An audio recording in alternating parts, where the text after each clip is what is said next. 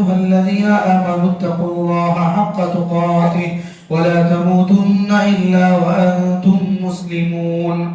يا أيها الناس اتقوا ربكم الذي خلقكم من نفس واحدة وخلق منها زوجها وبث منهما رجالا كثيرا ونساء واتقوا الله الذي تساءلون به والأرحام إن الله كان عليكم رقيبا. يا أيها الذين آمنوا اتقوا الله وقولوا قولا سديدا يصلح لكم أعمالكم ويغفر لكم ذنوبكم ومن يطع الله ورسوله فقد فاز فوزا عظيما. أما بعد فإن خير الحديث كتاب الله وخير الهدي هدي محمد صلى الله عليه وسلم وشر الأمور محدثاتها وكل محدثة بدعة وكل بدعة ضلالة وكل ضلالة في النار. أعوذ بالله من الشيطان الرجيم. قاف والقرآن المجيد بل عجبوا أن جاءهم منذر منهم فقال الكافرون هذا شيء عجيب أإذا متنا وكنا ترابا ذلك رجع بعيد.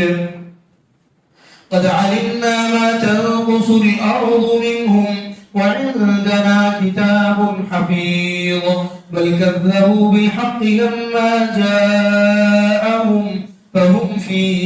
أمر مريج. أفلم ينظروا إلى السماء فوقهم كيف بنيناها وزيناها وما لها من فروج والأرض مددناها وألقينا فيها رواسي وأنبتنا فيها من كل زوج بهيج تبصرة وذكرى لكل عبد منيب. ونزلنا من السماء ماء مباركا فأنبتنا به جنات وحب الحصيد والنخل باسقات لها طلع نضيد رزقا للعباد وأحيينا به بلدة ميتا كذلك الخروج. كذبت قبلهم قوم نوح وأصحاب الرس وثمود وعاد وفرعون وإخوان لوط وأصحاب الأيكة وقوم تبع كل كذب الرسل فحق وعيد. أفعينا بالخلق الأول بل هم في لبس من خلق جديد. وقال الله تعالى في موضع آخر ونبلوكم بالشر والخير فتنة وإلينا ترجعون. محترم حاضرین جمعہ، میرے اسلامی بھائیوں، بزرگوں، دوستوں، پردہ نشین اسلامی ماں اور بہنوں اور پیارے بچوں، ہر قسم کی حمد و ثنا اللہ رب الجلال کے لیے ہے جو ہم تمام کا خالق و مالک ہے، پروردگار و پالنہار ہے، جو اپنی ذات میں، صفات میں بے مثل و بے مثال ہے، اس جیسی کوئی چیز نہیں، لیس کمثلہ شیء وہو السمیع البصیر۔ بعد درود و سلام نازل ہو تمام انبیاء کرام پر جنہیں اللہ رب العالمین نے اس روئے زمین پر بسنے والی انسانیت کی رشد و ہدایت کے لیے نبی اور رسول بنا کر بھیجتا رہا۔ اللہ تعالیٰ کی بے پایا رحمتیں اور برکتیں نازل ہوں، بالخصوص ہمارے پیارے پیغمبر خاتم النبیین سید المرسلین امام الانبیاء شافع محشر ساقی کوثر جناب محمد صلی اللہ علیہ وسلم کی ذات گرامی پر، ان کے آل و اصحاب پر اور ان تمام پر جو آپ کے طریقے کو اختیار کریں اور قیامت کے دن تک آپ کی پیروی کرتے رہیں۔ میرے اسلامی بھائیوں، آج کا خطبہ جمعہ ابتلا اور آزمائش کے تعلق سے ہے کہ اللہ تبارک و تعالی نے انسان پر جو بلا اور آزمائش رکھی ہے اس کے عام فائدے کیا ہوتے ہیں۔ اللہ تبارک و تعالی نے انسان کی تخلیق کے تعلق سے جہاں ذکر کیا، وہاں اللہ تبارک و تعالی نے تخلیق کا ایک مقصد عبادت بتایا، تو یہ عبادت کے مقصد میں اسے جو چیز سامنے ہونے والی ہے وہ ہے ابتلا اور آزمائش۔ اللہ تبارک و تعالی نے فرمایا کہ تبارک الذی بیدہ الملک وہو علی کل شیء قدیر الذی خلق الموت والحیاۃ لیبلوکم ایکم احسن عملا، کہ الذی خلق الموت والحیات لیبلوکم ایکم احسن عملا، کہ جس نے موت و حیات کو پیدا کیا ہے اس لیے کہ وہ تمہیں آزمائے کہ تم میں کون بہترین عمل کرتا ہے، کون عمل میں مخلص ہے اور متبع ہے۔ اللہ تبارک و تعالیٰ نے موت و حیات کی تخلیق کا مقصد اس آیت میں بتایا کہ اللہ تعالیٰ آزمانا چاہتا ہے، اور آزمائش اچھے عمل کے سلسلے میں ہے، بہترین عمل کے سلسلے میں ہے، اور حسن عمل اخلاص اور اتباع سے ملے ہوئے عمل کو کہا جاتا ہے کہ عمل حسن عمل، عمل صالح بہترین عمل کہا جائے گا اس وقت جب اس کے اندر اخلاص بھی ہو اور اتباع بھی ہو، اللہ کی رضا کے لیے وہ عمل کیا جائے اور نبی علیہ السلام کے طریقے کے مطابق کیا جائے۔ اسی لیے اللہ تبارک و تعالیٰ نے پیدا کیا ہے، لیکن اللہ تعالیٰ نے کہا کہ لیبلوکم، تاکہ وہ تمہیں آزمائے۔ اور یہ بات اللہ تعالیٰ سورہ ہود میں فرماتے ہیں کہ وَهُوَ الَّذِي خَلَقَ السَّمَاوَاتِ وَالْأَرْضَ فِي سِتَّةِ أَيَّامٍ وَكَانَ عَرْشُهُ عَلَى الْمَاءِ لِيَبْلُوَكُمْ أَيُّكُمْ أَحْسَنُ عَمَلًا، کہ وہی ہے جس نے آسمان و زمین کو 6 دنوں میں پیدا کیا اور اس کا عرش پانی پر تھا، لِيَبْلُوَكُمْ، تاکہ وہ تمہیں آزمائے کہ تم میں سب سے بہترین عمل کون کرتا ہے۔ اللہ تبارک و تعالیٰ نے سورہ انبیاء میں فرمایا کہ وَنَبْلُوكُمْ بِالشَّرِّ وَالْخَيْرِ فِتْنَةً، کہ ہم تمہیں خیر اور شر کی آزمائش کے ذریعے سے، خیر اور شر کے فتنے میں مبتلا کر کے ہم تمہیں آزماتے ہیں۔ ہم تمہیں خیر کے ذریعے سے بھی آزمائیں گے، شر کے ذریعے سے بھی آزمائیں گے۔ تو اللہ تبارک و تعالیٰ نے یہ ابتلا یا آزمائش مومن کی زندگی کا خاصہ رکھا ہے، اور موت و حیات کی تخلیق کا ایک مقصد اللہ تعالیٰ نے آزمائش رکھا ہے۔ ایسا کیوں رکھا ہے اللہ تبارک و تعالیٰ نے؟ اس کا فائدہ کیا ہے؟ اللہ تبارک و تعالیٰ خود فرماتے ہیں وَلَيَعْلَمَنَّ اللَّهُ الَّذِينَ صَدَقُوا وَلَيَعْلَمَنَّ الْكَاذِبِينَ، کہ اللہ تعالیٰ تاکہ جان لے کہ کنہوں نے سچ کہا، کن لوگوں نے سچ کہا اور سچے ثابت ہوئے اور کون جھوٹے ہیں۔ یعنی اللہ تعالیٰ حجت کے ذریعے سے یہ بات ثابت کرے، تمام کرے حجت کو اللہ تعالیٰ کہ کون اپنے وعدے میں جو وعدہ اس نے اللہ تبارک و تعالیٰ سے عبادت کا کیا ہے، توحید کا کیا ہے، ایمان کا کیا ہے، اس وعدے میں کون سچا ہے، کون جھوٹا ہے۔ اللہ تبارک و تعالیٰ نے آزمائش کا ایک بنیادی مقصد رکھا ہے کہ فَلَيَعْلَمَنَّ اللَّهُ الَّذِينَ صَدَقُوا وَلَيَعْلَمَنَّ الْكَاذِبِينَ۔ اسی طریقے سے اللہ تبارک و تعالیٰ نے آزمائش کے بارے میں یہ بھی کہا کہ اللہ تبارک و تعالیٰ اس کے ذریعے سے اللہ کی راہ میں جو جد و جہد مجاہدہ کرتے ہیں ان کو بھی جان لے، پیچھے رہنے والوں کو بھی جان لے۔ فَلَيَعْلَمَنَّ اللَّهُ الَّذِينَ جَاهَدُوا مِنكُمْ وَلَمَّا يَعْلَمِ اللَّهُ الَّذِينَ جَاهَدُوا مِنكُمْ وَيَعْلَمَ الصَّابِرِينَ، کہ اللہ تعالیٰ نے اب تک جانا ہی نہیں، اس وقت تک تم جنت میں داخل نہیں ہوگے جب تک کہ اللہ تبارک و تعالیٰ تمہارے اوپر تمہارے اپنے عمل کے ذریعے سے یہ حجت ثابت کر دے کہ اللہ تبارک و تعالیٰ یہ جان لے کہ کون تم میں سے اللہ کی راہ میں جد و جہد کرنے والا ہے، مجاہدہ کرنے والا کون ہے اور کون صبر کرنے والا ہے۔ اللہ تبارک و تعالیٰ نے کہا کہ آگے بڑھنے والے کون ہیں، پیچھے ہٹنے والے کون ہیں، یہ دونوں کو الگ کرنے کے لیے اللہ تبارک و تعالیٰ حالات کو لاتے ہیں۔ اللہ تبارک و تعالیٰ ایک ایمان والے پر خیر اور شر کے اللہ تبارک و تعالیٰ حالات لاتے ہیں، کیوں؟ تاکہ بندے کو اللہ تبارک و تعالیٰ کھنگال دے اور اس کو اس کے اپنے عمل کے ذریعے سے یہ حجت تمام کر دے کہ دیکھ لو کہ تمہارے اوپر جب آزمائش آئی تھی تو تمہارا تبصرہ کیا تھا، تمہاری رضامندی کہاں تک تھی اور تمہاری ناراضگی کہاں تک تھی، تمہارا صبر کہاں تک تھا اور صبر سے تم نے کب ہاتھ دھویا یا پھر تم صبر سے کب ہار گئے، اس وقت کو تم ہی اپنی آنکھوں سے دیکھ لو۔ اللہ تبارک و تعالیٰ نے فرمایا کہ آزمائش جب آتی ہے اللہ تعالیٰ کی تو آزمائش میں اللہ تبارک و تعالیٰ کے بندے کی 2 حالتیں ہو جاتی ہیں۔ ایک یہ کہ انسان کبھی کہتا ہے کہ اللہ تبارک و تعالیٰ نے مجھے عزت دی، اور کبھی تھوڑی بہت سی آزمائش آ جائے، نعمتیں کم ہو جائیں تو کہنے لگتا ہے کہ اللہ نے ہم کو ذلیل کیا۔ اللہ تبارک و تعالیٰ نے فرمایا سورہ فجر میں فَأَمَّا الْإِنسَانُ إِذَا مَا ابْتَلَاهُ رَبُّهُ وَأَمَّا إِذَا مُبْتَلَاهُ فَقَدَرَ عَلَيْهِ رِزْقَهُ فَيَقُولُ رَبِّي أَهَانَنِ۔ اللہ تعالیٰ نے کہا کہ انسان کا معاملہ ایسا ہے کہ جب اس کا رب اس کو آزماتا ہے، یعنی دینا بھی اللہ کی آزمائش ہے، نوازنا بھی، نعمتوں میں رکھنا بھی، یہ اللہ کی جانب سے ایک ابتلا ہے کہ وَأَمَّا إِذَا مُبْتَلَاهُ فَأَمَّا الْإِنسَانُ إِذَا مُبْتَلَاهُ رَبُّهُ، کہ جب انسان کو اس کا رب آزماتا ہے تو اکرمہ، اس کی عزت کرتا ہے، اس کو عزت دیتا ہے، اور نعمتوں سے نوازتا ہے، یقول ربی اکرمہ، تو کہتا ہے کہ میرے رب نے میری عزت کی۔ واما اذا مبتلا، اور پھر ایک دوسری آزمائش کہ اس کا رب جب اس کو آزمائے اور اس کے اوپر اس کے رزق کو تنگ کر دے، اس کے رزق کو، روزی روٹی کو، معیشت کو تنگ کر دے، تو کہنے لگتا ہے کہ میرے رب نے میری ذلت کی، میرے رب نے میری اہانت کی، کہ میرے رب نے مجھے ذلیل کیا۔ اللہ تبارک و تعالیٰ کہتے ہیں کہ ایسا بھی نہیں ویسا بھی نہیں، تم چاہتے کیا ہو؟ تم چاہتے صرف مال کو ہو، تم چاہتے صرف مال کو ہو، تم چاہتے ہو کہ مال تمہارا رہے، زمین پر طاقت تمہاری بنی رہے، تم ایسا چاہتے ہو۔ نہ وہاں عزت تھی نہ یہاں ذلت ہے، وہ بھی آزمائش تھی، یہ بھی آزمائش ہے، لیکن تم چاہتے دونوں میں بھی مال کو ہو،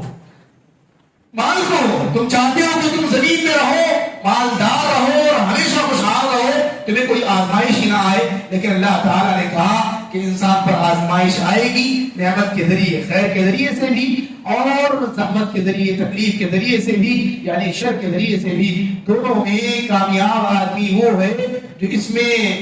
شکر کرے نعمت میں اور صبر کرے مصیبت میں، تکلیف میں صبر کرے اور نعمت میں وہ اللہ تبارک و تعالیٰ کا شکر ادا کرے۔ مشہور حدیث ہے، اللہ کے نبی صلی اللہ علیہ وسلم نے ایک اور حدیث میں فائدہ بتایا آزمائشوں کا کہ اللہ تبارک و تعالیٰ آزماتے کیوں ہیں۔ اللہ کے نبی صلی اللہ علیہ وسلم فرمایا، ابو ہریرہ رضی اللہ عنہ راوی ہے، ترمذی شریف کی حدیث ہے کہ لا يزال ما يزال البلاء بالعبد المؤمن في نفسه وولده وماله حتى يلقى الله ما عليه خطيئة، کہ برابر آزمائش مسلمان بندے کے ساتھ لگی رہتی ہے، اس کے اپنی جان کے معاملے میں، صحت کے معاملے میں، اس کے اپنے آپ کے معاملے میں، اس کے اولاد کے معاملے میں، اور اس کے مال کے بارے میں۔ یہ تینوں چیزوں میں برابر آزمائشیں اس کو آتی رہتی ہیں، یہاں تک کہ بندہ مومن اللہ تعالیٰ سے اس حال میں ملاقات کرتا ہے کہ اس کے اوپر کوئی گناہ نہیں ہوتا ہے۔ تو ابتلا کا، آزمائش کا یہ سب سے بڑا فائدہ ہے کہ اگر کوئی آدمی آزمائشوں کو اس انداز میں لے تو اللہ تبارک و تعالیٰ کے پاس اس کے لیے درجات کی بلندی ہے۔ کہ اللہ کے نبی صلی اللہ علیہ وسلم نے فرمایا کہ یہ آزمائشیں بندہ مومن کو گناہوں سے پاک کرتی ہیں، گناہوں سے پاک کرتی ہیں۔ ایک تیسرا فائدہ آپ نے فرمایا کہ جہاں گناہوں سے پاکی ہے وہی درجات کی بلندی بھی ہے، کہ آپ صلی اللہ علیہ وسلم نے فرمایا، صحیح مسلم کی روایت ہے کہ ایک آدمی کو اگر بندہ مومن کو ایک کانٹا بھی چبھتا ہے، اس کی وجہ سے جو تکلیف ہوتی ہے، اس تکلیف پر اگر وہ صبر کرے تو اس کے ذریعے سے اللہ تعالیٰ جہاں اس کا گناہ معاف کرتا ہے وہیں اللہ تعالیٰ اس کے درجات میں بلندی بھی عطا کرتا ہے۔ تو یہ آزمائشوں کے فوائد ہیں کہ ایک آدمی آزمائش پر اللہ تبارک و تعالیٰ کے پاس اجر کا خیال کرتے ہوئے، اجر اور ثواب کی امید رکھتے ہوئے، ایمان رکھتے ہوئے اگر آزمائش پر صبر کرے تو وہ آدمی اللہ تبارک و تعالیٰ کے پاس اس آزمائش کے ذریعے سے بھی کھرا نکلے گا، کامیاب نکلے گا، اور اپنے گناہوں کو صاف اور پاک کر کے نکلے گا۔ اور اللہ کے نبی صلی اللہ علیہ وسلم نے ایک اور حدیث میں فرمایا کہ انبیاء کو آزمائشیں سب سے زیادہ آتی ہیں، کہ سب سے زیادہ آزمائش جن لوگوں کو آتی ہے وہ انبیاء ہوتے ہیں، پھر ان سے کم جو ایمان والے، پھر ان سے کم، یعنی آزمائش ایمان کے بقدر ہوتی ہے۔ جس کا جتنا ایمان ہوتا ہے اس اعتبار سے اس کی آزمائش ہوتی ہے۔ جس آدمی کا ایمان بہت ہی مضبوط ہو، سخت ہو، تو اللہ تبارک و تعالیٰ کی جانب سے اس کی آزمائش بھی سخت ہوتی ہے، اور جس آدمی کا ایمان نرم ہو، کم ہو، تو اس کے ایمان کے بقدر اللہ تبارک و تعالیٰ اسے آزماتا ہے، یہاں تک کہ اللہ تعالیٰ اس کو آزمائش میں لگاتار رکھتا ہے کہ وہ چلتا بھی ہے زمین پر تو اس کے اوپر کوئی گناہ نہیں ہوتا ہے، یعنی کہ وہ گناہوں سے پاک کر دیا جاتا ہے ان آزمائشوں کی وجہ سے کہ وہ آزمائش پر اس نے صبر کیا، اللہ کے پاس اجر طلب کیا، اور اس کے لیے یہ آزمائش، یہ تکلیف، یہ مصیبت، یہ بیماری، یہ فقر و فاقہ اس کے گناہوں کے لیے اللہ تبارک و تعالیٰ نے کفارہ بنا دیا۔ اور اللہ کے نبی صلی اللہ علیہ وسلم نے فرمایا کہ اللہ تبارک و تعالیٰ جب بندے کے لیے کوئی ایک مقام لکھ دیتا ہے، اس مقام تک بندہ اپنی نیکیوں کے ذریعے سے پہنچ نہیں پاتا ہے تو اللہ تعالیٰ اسے آزمائش میں مبتلا کرتا ہے، پھر اس آزمائش پر اس کو صبر کی توفیق دیتا ہے، وہ بندہ اس آزمائش پر صبر کرتا ہے یہاں تک کہ وہ آزمائش پر صبر کے ذریعے سے اس درجے کا مستحق ہو جاتا ہے۔ گویا کہ آزمائشیں بھی اللہ تبارک و تعالیٰ کی جانب سے بندوں پر ایک انعام ہے، بندوں پر اللہ تبارک و تعالیٰ کا ایک انعام ہے کہ اس کے ذریعے سے اللہ تبارک و تعالیٰ نے اس کو ایک تو گناہوں سے پاک کیا، درجات کی بلندی عطا کی، اس کو صبر کی توفیق دی، اور اس کو اس درجے کا مستحق ٹھہرا دیا جس درجے کا مستحق شاید کہ وہ اپنی نیکیوں کے ذریعے سے نہیں بن سکتا تھا، لیکن اللہ تعالیٰ نے اس کو آزمائشوں میں مبتلا کر کے اس درجے کا مستحق بنا دیا۔ اسی طریقے سے ایک اور روایت جو کہ فوائد کے تعلق سے ہی ہوگی وہ یہ کہ اللہ کے نبی صلی اللہ علیہ وسلم نے فرمایا کہ جب بندے کے لیے اللہ تعالیٰ خیر کا ارادہ کرے اور آخرت میں اس کے ثواب دینا چاہے، نعمتوں میں رکھنا چاہے، تو کبھی کبھی اللہ تعالیٰ اس کی سزا کو دنیا میں اسے جلدی دے دیتا ہے تاکہ وہ دنیا کی مختصر سی اس زندگی میں مختصر سے دنوں یا مہینوں کے لیے کسی تکلیف کو جھیل لے، برداشت کر لے، اور آخرت میں اس کے لیے کوئی سزا نہ ہو۔ اللہ اکبر، یہ بھی اللہ تعالیٰ کی جانب سے ایک احسان ہے بندوں پر کہ اللہ تبارک و تعالیٰ نے اس کی دائمی سزا کو گویا کہ کینسل کر دیا اور اس کو اس فانی دنیا میں ایک مختصر سے دنوں کے لیے آزمائش میں مبتلا کیا، پھر اس کو صبر کی توفیق دی، اس صبر کے ذریعے سے اس نے اس تکلیف کو جھیل لیا اور پھر وہ آخرت میں نعمتوں میں رہے گا۔ یہاں یہ بات بھی یاد رہے کہ کسی آدمی کے لیے جائز نہیں ہے کہ وہ آدمی یہ دعا کرے کہ اے اللہ تو جو سزا دینا چاہتا ہے وہ سزا مجھے دنیا میں دے دے۔ ایسا کہنے سے، ایسا مانگنے سے، ایسی دعا سے اللہ کے نبی صلی اللہ علیہ وسلم نے منع کیا ہے، بلکہ وہ آدمی اللہ تعالیٰ سے اللہ کی رحمت مانگے، اللہ تعالیٰ کا فضل مانگے، اللہ تبارک و تعالیٰ کی جانب سے عافیت کو طلب کرے۔ عافیت کو مانگنے کا حکم دیا گیا ہے، رحمت کو مانگنے کا، فضل کو مانگنے کا، مغفرت کو مانگنے کا حکم دیا گیا ہے، سزاؤں کو مانگنے کا حکم نہیں دیا گیا ہے۔ یہ بات اس وقت ہے جب از خود اس کے اوپر کوئی آزمائش آ جائے، پھر وہ صبر کرے،